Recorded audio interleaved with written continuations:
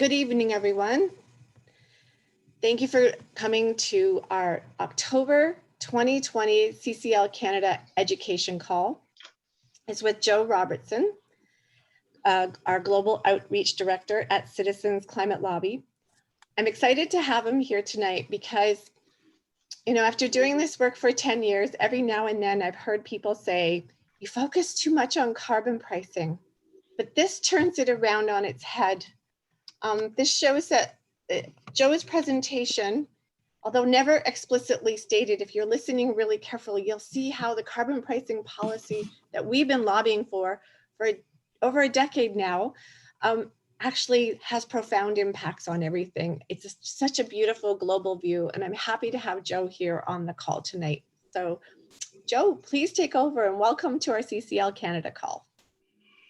Thank you, Kathy. It's a pleasure to be with you and with everybody. And CCL Canada, for those of you who haven't heard me say it before or who may not be aware, is an inspiration to people all over the world.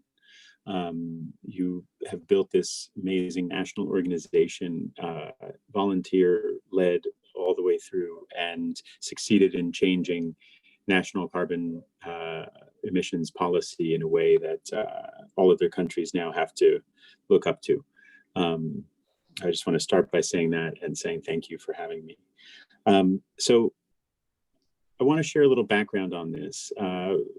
Since the COVID pandemic began, we've been having weekly calls with a number of CCL leaders from around the world. And these calls sometimes are about science and data, and they're sometimes about local experience, and they're sometimes about how people are coping with this very strange and very stressful time. Everybody's situation is different, and every country's situation is different, but there are some common threads. And one of the things that we began to recognize was that in order to have a serious response to this situation, we need to think about what the principles are that should be at the core of our thinking about this moment. More money is being put forward to address crisis at this moment than at any time in the history of the world. It is almost all unplanned, and it is very difficult to keep track of. The most transparent countries are having difficulty keeping track of it. And so thinking about the principles for building back better, we came to this vision of rebuilding for a better future. And the principles work towards the idea of reinventing prosperity, not the kind of prosperity where we exploit and extract and destroy, but the kind where everything that creates value for someone creates value for everyone, at least indirectly. That's the underlying idea. And what emerged was that we needed a series of principles that were really almost constitutional. So how do we think about this, and what should we do? And then underneath those principles, a series of actions. So first of all, we are all future builders. Everyone has a role to play. We know that because every little thing that we do contributes in some way to the climate crisis or sustainability or to the way that our societies treat our fellow human beings. But on top of that, we can think about systems that actually leverage that power and recognize that we are all future builders and ask us to be part of that better future. Health is a fabric of well-being and value. We often think about health as the plight of one person or an immediate problem to be solved. We don't always think about it as a fabric where the well-being of all is really part of one whole. And so building back better from this crisis, we have to think about the fact that human health, the health of nations and economies, and the health of the planet are really one entangled system. Resilience is a baseline imperative. Now, a lot of people think of resilience as the kind of thing that you need only when there's an emergency. And I think we're all familiar in different ways with that dynamic. An emergency comes to you at the worst time. It's not something you're necessarily prepared for.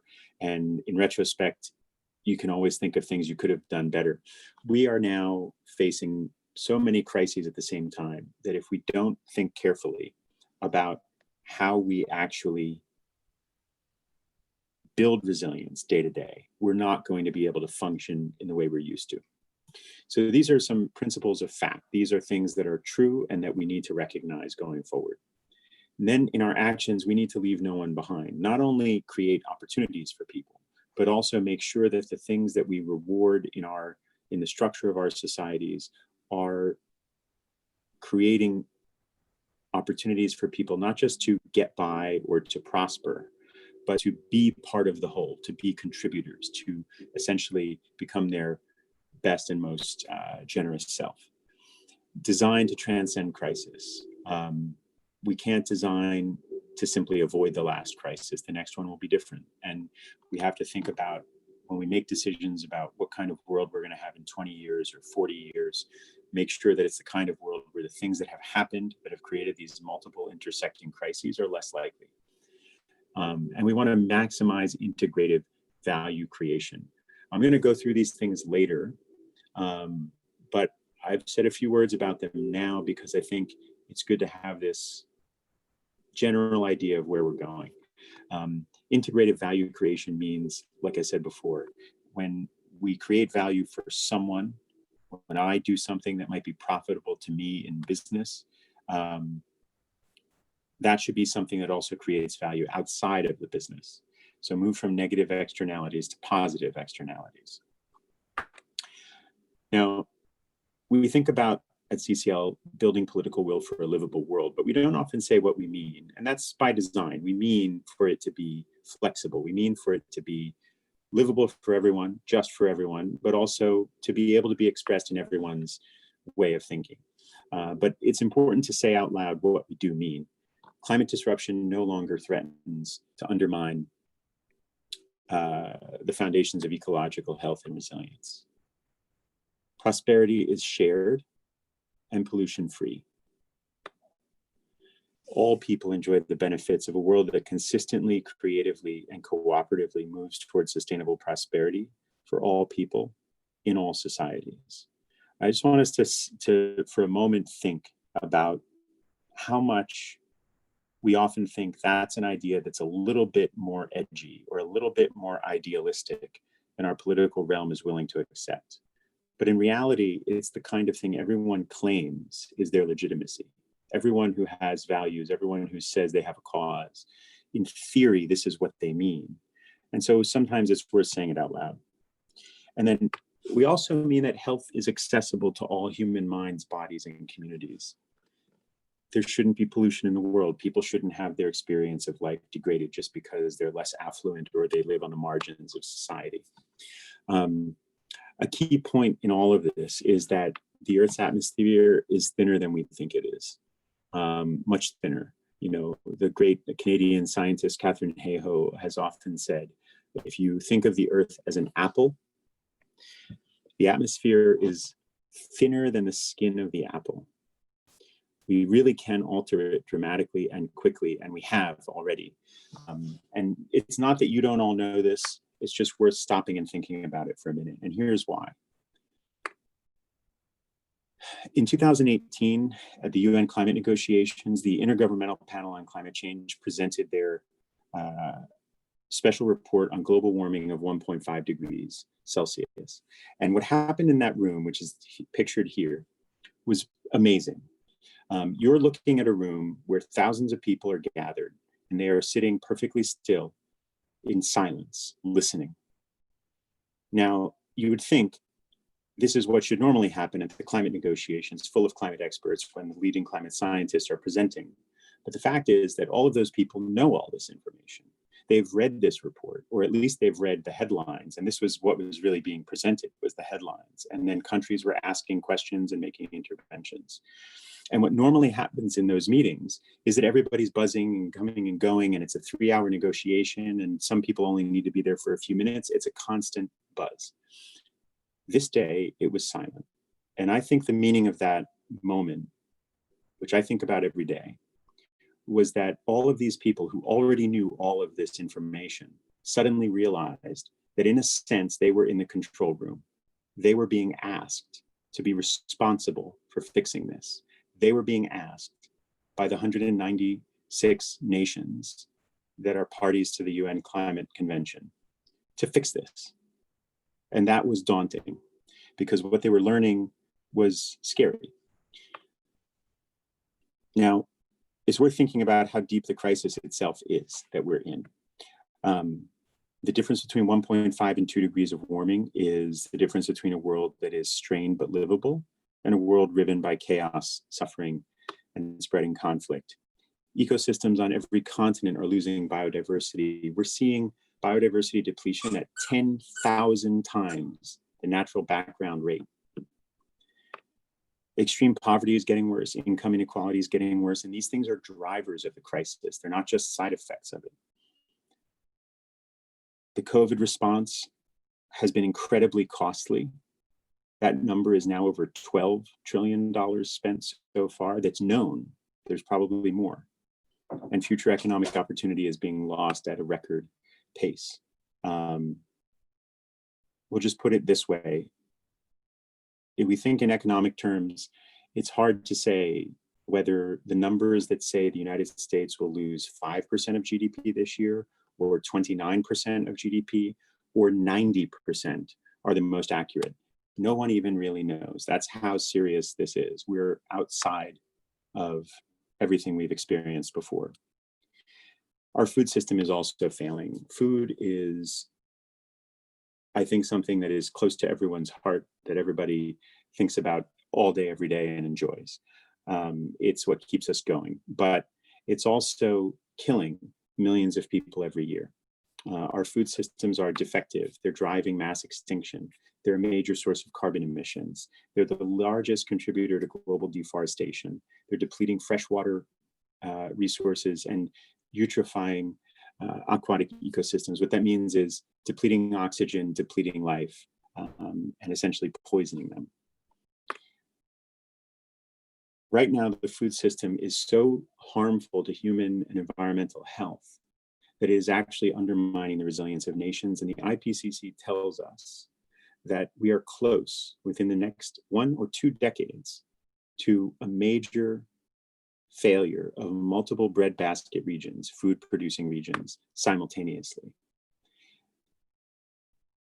If that kind of thing were to happen, the global economy would be instantly thrown into chaos on a scale unlike anything we've seen even now in the midst of COVID.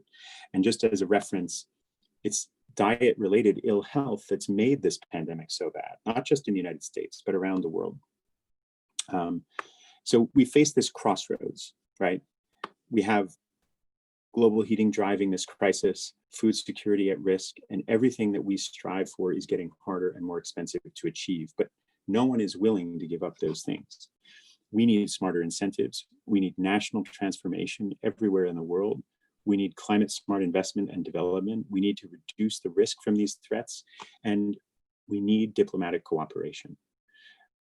We're long past the time when it makes sense for any country, big or small, rich or poor, to say, I'll talk to you if you give me more. It's not within the power of any nation to give enough to solve this on its own. We need cooperation. And so just to quickly say, this is about complexity. This is something called the Weave Knowledge Graph, the whole Earth active value economy. What it does is it traces knowledge connections between individuals, institutions, crisis situations, and response scenarios, looking at 14 different metrics of environmental and social sustainability. It's complex. It's hard to grasp. But what I'd like to focus in on is the simplicity of these images to the right. You can see the one that looks like a green starburst. That's the United States, because the United States produces and also consumes a tremendous amount of this information. It's a kind of epicenter for science, despite our politics. You see next to that green starburst, something that looks kind of like a fish. That's the Supreme Court of the United States. So these are the known, published knowledge connections relating to Supreme Court activities in these 14 areas of biodiversity, water, climate, health, etc. Right above that shark fin looking graph, that is a major food production company, okay? This is the kind of industrial giant that our societies favor. They get billions, if not tens of billions of dollars in direct and indirect support. In the United States, some of these companies got a military order to stay open and get free funding. And nevertheless, this company, which has only 4 points of known knowledge connections in these resilience measures, turned out to be so not resilient that they were unable to simply change the address on the delivery of food that they had already produced, purchased, and stored. And so they destroyed it and sacrificed hundreds of millions of dollars and plunged thousands of people in different communities into hunger as a result. That lack of resilience is something we can't afford. So this is more complex than just emissions. It's about whether we value this kind of planning, this kind of investment in a better future. Now, embracing this complexity doesn't mean we have to be able to understand all these things, all these connections. We just have to know that it's valuable if you have more of this knowledge and know what to do with it so that you can avoid harm. We cannot continue to have these hidden costs. Now, CCL is eloquent about a way that we can avoid these hidden costs. The COVID crisis means we have to deal with deeper and more complicated disruptions. We need new leverage for transformative innovation urgently. That means that we're starting to think about what are the kinds of things that can happen in government, in business, that build on something like a fee and dividend. When you've started correcting this massive market failure, what are the things that reward the people who are the best, the most innovative, the most courageous, the most creative at bringing the future into being? We need resilience building investment everywhere, right? Cities, small towns, farming communities, regions, they're all thinking about how do we make what we have go further? How do we solve 3 and 4 and 5 problems with the same investment? It's not a luxury to think that way anymore. It's the way we have to think. And so we come back to these principles. And I'm just going to show you a few of the actions. I'm not going to read everything that's on the screen here because I don't want to take all night, and you can all read it online if you like. But it's important to think about how the empowerment and agency of people makes what's possible different. This is something we consciously focus on in Citizens Climate Lobby. Empowering people changes what is possible and builds political will. And we want that to be something that's part of how communities work in the world. Now, connecting health between these different scales, human health, economic health, planetary health, it shouldn't be a political question. It should be something that's obvious. It should be the go-to standard for national policy everywhere in the world. And all nations that have signed up to the Sustainable Development Goals have already signed up to that idea. That's not necessarily how nations do things or how money is invested in the public or private sector, but that's what they've already signed up to. We know that if you start from the premise that resilience should always be there, you're going to be better off than if you wait to figure out where it fails and then try to correct for past mistakes. This is really a different way of thinking about how we use resources. For a long time, the industrial world has trusted technology to the point where we didn't necessarily plan for its dangers. We didn't necessarily take into account the fact that we might destabilize the climate, for instance, which is worth a lot more than the things that are destabilizing it.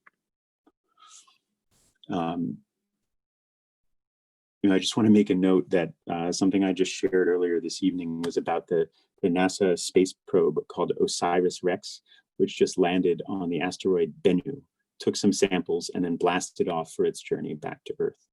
And I like to think about things like that, achievements like that, in the context of optimism versus pessimism. You don't get to do something like that, which is a lot harder than, hitting a target with a dart or an arrow or a bullet or anything like that. You don't get to do something like that if you're not being optimistic. And to be able to succeed in each phase of that mission, it makes sense that we can use our collective intelligence to solve these problems.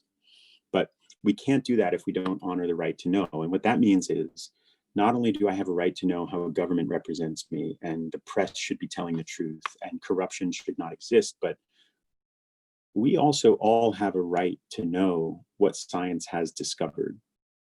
people shouldn't have to wait 40 and 50 years before the benefits of new scientific discovery trickle down into their lives, especially when it's about these existential things that are changing the world as we know it.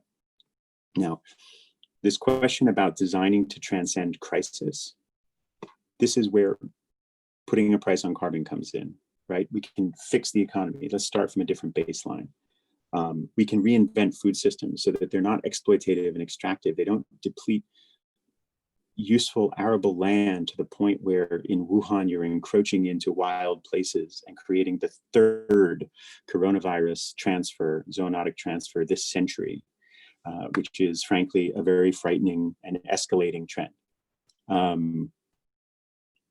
We can redesign infrastructure, trade, financial systems so that they align with the Sustainable Development Goals. And let's just think about this for 1 minute. I know that my country is part of the problem, if not the source of the problem in many ways, but we're living in a world where a lot of our politics is about ideology or sort of belief systems related to politics. And from that standpoint, when we talk about sustainability, it's supposed to be on one side of the political spectrum, and on the other side, that stuff isn't supposed to be taken seriously. But we know in our hearts that that's ridiculous. And we know in our hearts that that's because some people on one side are thinking about what they can get away with if they don't have to live by these standards. And just to take it out of the context of one side versus another, just look at these goals. These are the 17 Sustainable Development Goals, which 193 nations of the United Nations General Assembly agreed in September of 2015 that they would all achieve at all levels, in all corners of their own countries, and globally in cooperation with each other. And there's nothing on this list that's not a good idea. There's nothing on this list that is not something that societies profess to be good at or to want to be good at. This is what human beings all universally desire. But we're being told, let's think about that as one side versus another. It's not, it's for everybody. And so if we start thinking about how we integrate value creation across all of those areas, all of those goals, we can start to think about well-being as a different kind of thing. The well-being of all people being relevant to my own well-being, which is another way of saying justice, right? Which is another way of saying sustainability. If we can maximize that type of integrative value creation so that when we invest money as a country, as an individual, as a business, as a city, we are maximizing those opportunities for shared prosperity, then we're building a better world. And that's what we're thinking about, is how do we rebuild for a better future? By asking people in government to consciously think about these 6 things in everything that they do. This is not everyone in Citizens Climate Lobby that's doing this, but this is our Citizens Climate International plan to bring this resilience thinking into our work. And I'll just stop there and ask if you have any questions. Thank you so much, Joe. I love how this breaks down the silos that we've maybe in our minds been trained to think in, and allows us to see all the connections. If you have a question, feel free to unmute yourself, because I don't think there were any in the question board on the schedule doodler. So just jump right in. Anyone have a question? Yeah, I've got a question about the I guess they call it My Plate, or the food pyramid, and all the controversy about that it's driving our in health and all that stuff. Any comment on any of that stuff? How we get around that? The majority of people seem to believe actually contributes to our bad health, as opposed to the minority of people who are trying to change it or are coming up against a lot of resistance. Sure. You know, the first thing I would say is that it's important to recognize that it's true that we're all responsible for our choices, but it's also true that very few of us have the choices we should. And that includes a lot of the people that are working for good nutritional health. They are working within a system where all of the incentives are trying to produce certain things, and most people like those things. And so a lot of the diets that are out there to try to help people be more nutritionally healthy are actually still supporting some of the things that drive ill health. They're just moving the pieces around on the chessboard somewhat. But the big challenge is where people think they're going to have to live some austere lifestyle if they follow the people that are talking about sustainability. And it's true. If you live in the most heavily meat consuming part of North America or South America, the US or Argentina primarily, you will have to reduce your consumption of meat substantially if you're going to be on par with everyone else in the world when people are eating sustainable diets. But that doesn't have to happen immediately. And it also doesn't have to be everyone's story. Some people want everyone to be vegan, but a lot of the things that will make our food system better and make food healthier have to do with making sure that all of the farming that happens is regenerative and sustainable. And animals on the land are very important for that, especially in big open plains like we have in the US and Canada. And so there's a balance to be struck there. The number one thing about all of this, when you look at those 6 principles, if you're someone who rarely eats meat and wants everyone in the world to live by the science and eat a sustainable diet, and you're talking to someone who they own a ranch and they make all their money selling cattle for meat consumption, there's actually a lot of common ground between those two viewpoints. If you can follow these principles and think about what a sustainable future looks like, that rancher will be better off if they're able to be one of the people who does really good work in regenerative ranching, makes the land better, protects clean air and water as a result, helps to mitigate climate change, and produces healthier food that's made more ethically, and that can also be rewarded with a slightly higher price. It's been found that even in the poorest parts of at least the developed world, if you give people consistent access to high quality food that is ethically produced and sustainably grown and healthier, they will pay more for it, even though they can barely afford to pay more. So when you put all these things together, what you end up with is we can work together to balance those things out. Joe, you might be interested to note that the Canadian Food Guide was changed in January of 2019, and it is very much in alignment with the Eat Lancet Countdown. And you and I have spent a lot of time at the World Bank and in those various seminars. So there's a really nice link there because the Eat Lancet Countdown is about sustainable eating. And I shouldn't be stealing the show here. There's one more great question and then we can wrap it up. It's from Kathy Lacroix. Do you want to ask it or do you want me to ask it for you, Kath?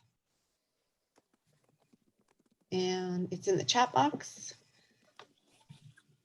And okay, so how do you think a guaranteed annual income could fit into this framework?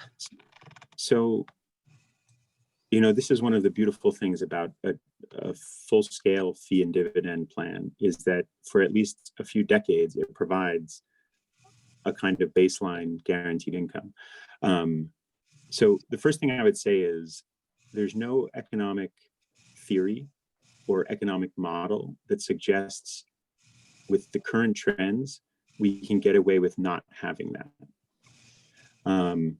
And the reason I say that is that income inequality has been getting worse all over the world for decades.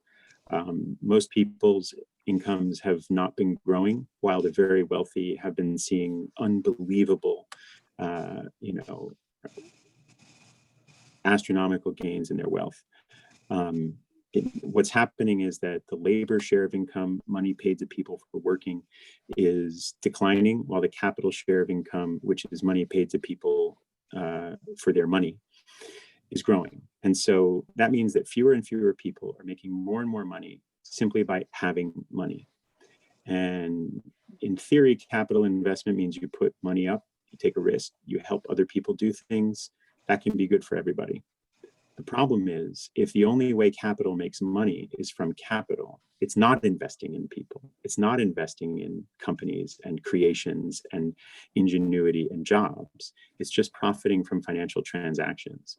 And that doesn't create a lot of value for the rest of society.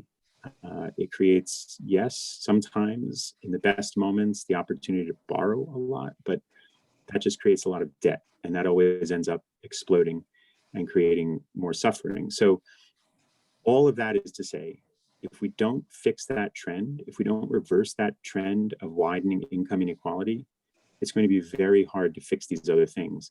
And conveniently, if we do move to a more decentralized, regenerative agricultural system that is smarter, if we do move to more local clean energy producing systems that don't necessarily need a big industrial grid and don't necessarily have to operate through the worldwide extraction of resources, then these things actually bring us to a world where we start closing that gap. The fee and dividend, one of its virtues is that it specifically has that effect of increasing the labor share of income. I think if we don't do that, the levers of change are in fewer and fewer people's hands, and all of those people will have an incentive not to change. So, if that's the reason that we need basic income, it could be that the fate of nations depends on having it. But frankly, it's also about human well-being. Is it easier to just give people money and ask them to buy food? Or is it easier, as we're doing in the United States this year, to find ways to give food aid to 125 million people? That's not a good situation. And so I think, Kathy was referencing the World Bank. In the conversations that we've been in the international arena, you see more and more governments talking very, very seriously about something like that. How it would work is a challenge. And I just, again, not to be redundant, but a fee and dividend structure is very efficient, at least in the early days of creating such a system, because it's funded. Okay, so at Citizens Climate Lobby, we pride ourselves on not going over time. Well, Mark Reynolds does, but this is Canada.